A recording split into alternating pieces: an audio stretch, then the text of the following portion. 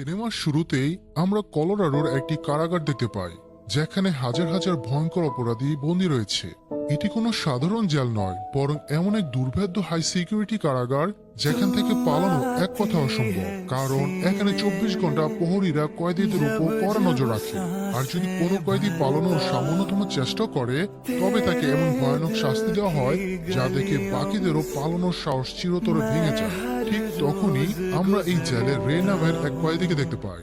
রে কোনো সাধারণ অপরাধী নয়, সে একজন মাস্টার মাইন্ড যে এর আগেও 14টি জেল ভেঙে পালিয়েছে, আর এখন গত কয়েকদিন ধরে এই জেল থেকে পালানোর নিখুঁত প্ল্যানিং এ ব্যস্ত।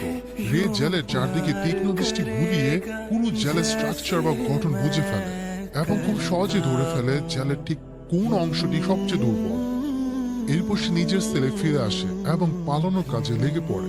শুরুতে রে নিজের সেলে বসে সময় গুনতে শুরু করে। ঠিক 7 মিনিট কাউন্ট করার পরেই সে খেয়াল করে যে প্রহরীরা ফিরে এসেছে। এখান থেকেই রে বুঝে যায় প্রহরীরা প্রতিদিন ঠিক 7 মিনিটের জন্য বাইরে সিগারেট খেতে যায়।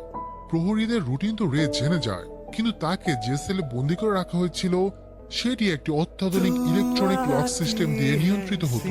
তাই যে কোনো মূল্যে রেকে এখান থেকে বের হতে হলে সে ইলেকট্রিক লকের কোডটি জানতেই হতো। একদিন প্রহরীরা যখন রেকে খাবার দিতে আসে তখন তার নজর খাবারের সাথে আসা একটি দুধের প্যাকেটের দিকে পড়ে। সেটি দেখে রের মাথায় এক অসাধারণ বুদ্ধি খেলে যায়। সে দ্রুত এসে প্যাকেটের উপর থেকে একটা পাতলা প্লাস্টিক শিট খুলে নেয়। এরপর বাইরে যাওয়ার সময় সবার অগোচরে খুব সাবধানে সে ওই প্লাস্টিক শিটটি ইলেকট্রিক লকের কিপ্যাডে আটকে দেয়। বাইরে এসে রে তার সঙ্গীদের উদ্দেশ্যে একটি সিক্রেট ভাষায় একটি চিঠি লেখে, যেখানে তার ওই জেল থেকে পালানোর নির্দিষ্ট তারিখ এবং সময় লেখা ছিল। সেই চিঠি পড়ে জেলের বাইরে থাকা তার সঙ্গীরা ঠিকই বুঝে যায় যে তাদের কি করতে হবে। এরপর রে যখন ফিরে এসে সে ইলেকট্রিক লক থেকে প্লাস্টিক শিটটি তুলে নেয়, তখন প্রহরীদের টাইপ করা পাসওয়ার্ডের ছাপ সেই শিটে স্পষ্ট ফুটে ওঠে এবং কোডটি রে জানা হয়ে যায়। এবার ছিল পালানোর পালা। রে কিছু টিস্যু পেপার দিয়ে ছোট্ট ছোট্ট বল তৈরি করতে থাকে।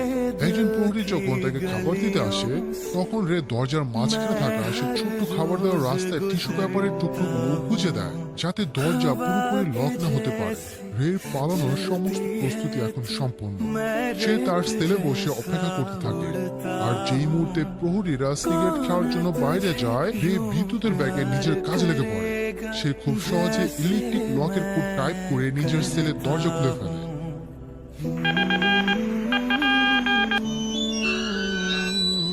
এবং ভেন্টিলেশনের সরু রাস্তা দিয়ে চুপি চুপি সোজা কন্ট্রোল রুমের দিকে পৌঁছায়। ঠিক তখনই জেলের বাইরে আমরা একটি মেয়েকে গাড়িতে দেখতে পাই।